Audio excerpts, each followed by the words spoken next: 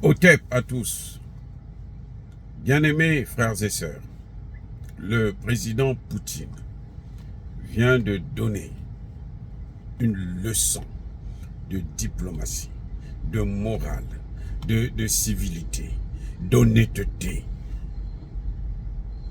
et de règlement de conflit au secrétaire général de l'ONU. Eh oui, Monsieur Guterres vient d'être lavé, savonné, chiffonné, nettoyé, repassé et plié par le président Poutine en ce qui concerne la guerre en Ukraine. Mais alors, ça dit que je n'ai jamais vu une telle humiliation. Moi, à sa place, je devais m'enterrer, m'enfoncer. C'est-à-dire que, enterrer carrément. Monsieur vient vous parler du dossier de l'Ukraine, que Poutine a envahi l'Ukraine. Selon les règles de l'ONU, ce n'est pas normal. Écoutez bien, selon les règles de l'ONU, c'est faux, c'est pas normal. Ce que tu as fait là, c'est faux, c'est pas bien, c'est condamnable. Poutine lui prend le cas de la Yougoslavie. La Yougoslavie en 1999, l'OTAN, les Américains, les Français, les machins, ils ont bombardé sans discernement. Ils n'ont pas bombardé les objectifs civils et militaires. Ils bombardaient partout. Les hôpitaux, les écoles, les habitations, les résidences. Ils ont tout détruit. Pourquoi? Pour créer un État du Kosovo. Écoutez bien ce qui se passe. Ils disent que nous, on vient créer un État du Kosovo. Et ils sont allés au nom de l'OTAN. Ils ont mis les Nations Unies à côté. Quand ils finissent de bombarder, ils créent l'État du Kosovo. Ils ont séparé la Serbie et le Kosovo. Et maintenant, qu'est-ce qu'ils font? Ils disent, ils vont saisir la Cour internationale de justice pour demander à la Cour internationale de justice si ce qu'ils ont fait en créant un État du Kosovo était bien. Écoutez bien. Alors, la Cour, bien entendu, qui est manipulée par eux, qui travaille pour eux, qu'est-ce qu'elle va faire? Elle va prendre une décision en indiquant que un peuple qui demande, qui veut obtenir son indépendance d'un autre peuple, d'un État, il n'a pas besoin de demander, de négocier avec le gouvernement, il demande directement son indépendance et puis il obtient son indépendance.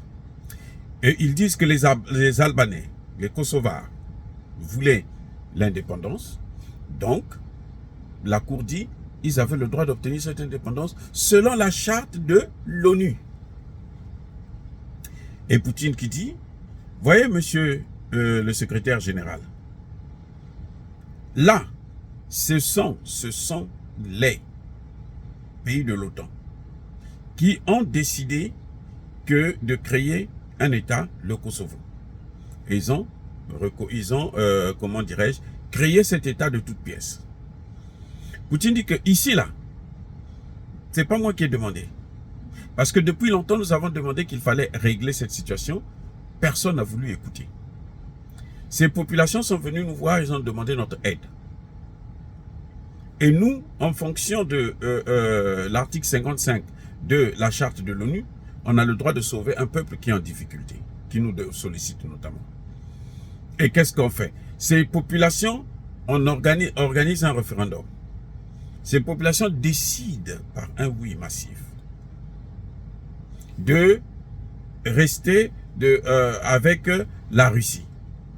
Qu'est-ce que vous voulez que je puisse faire? Vous vouliez que je les abandonne à un gouvernement qui est en train de les massacrer? Non.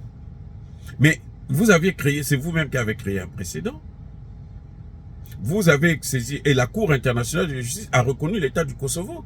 Donc la Cour internationale va reconnaître l'élargissement de l'État de la Russie avec le Donbass.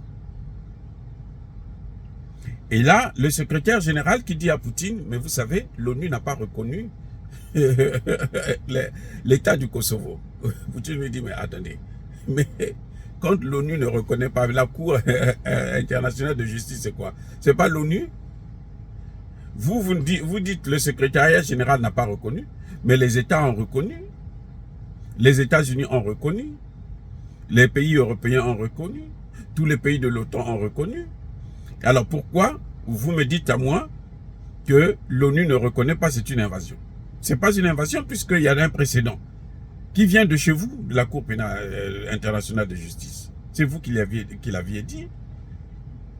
Maintenant, la reconnaissance, il y a des États qui ont reconnu, mais le Donbass aussi, il y a des États qui ont reconnu leur appartenance à la Russie maintenant. Il y a des États qui l'ont reconnu. Donc, où est le problème là?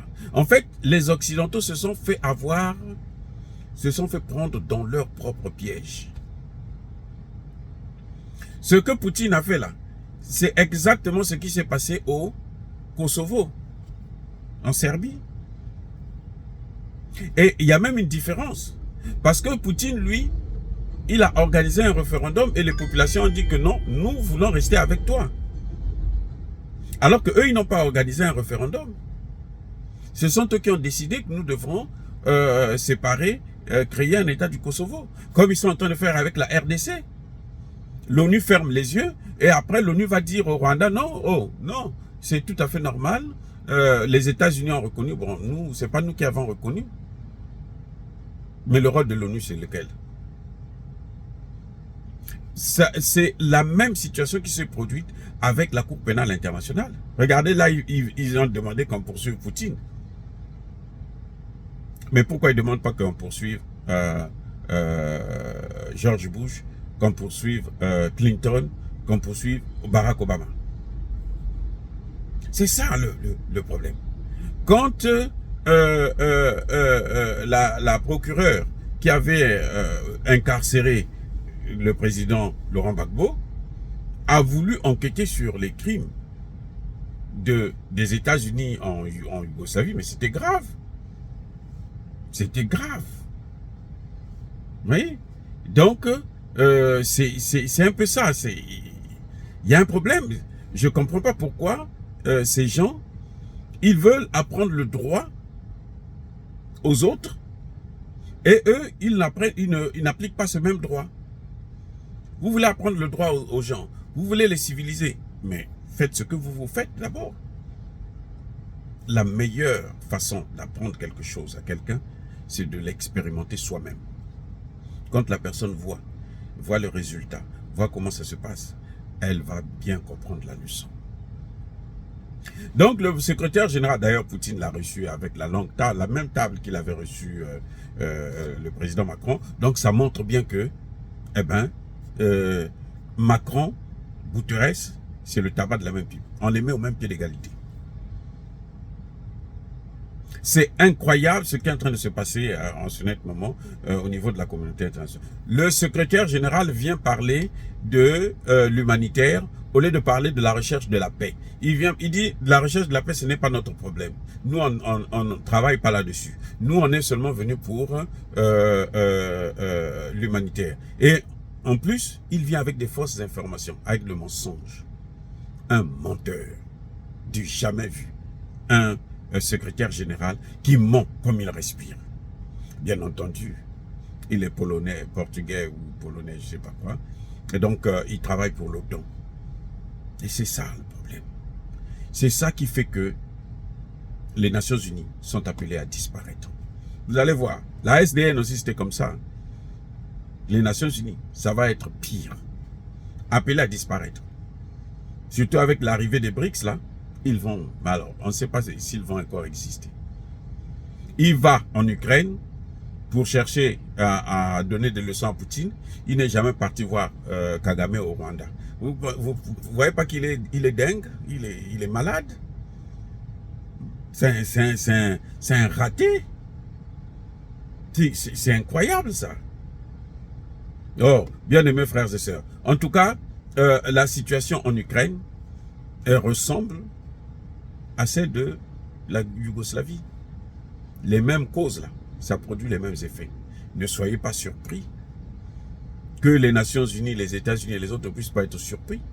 Ils voient que l'offensive, tant a attendu la contre-offensive en question, a tourné au fiasco. Maintenant, ils envoient le secrétaire général pour voir comment ils peuvent essayer de colmater les brèches. Mais c'est peine perdue. Il vient avec des fausses informations.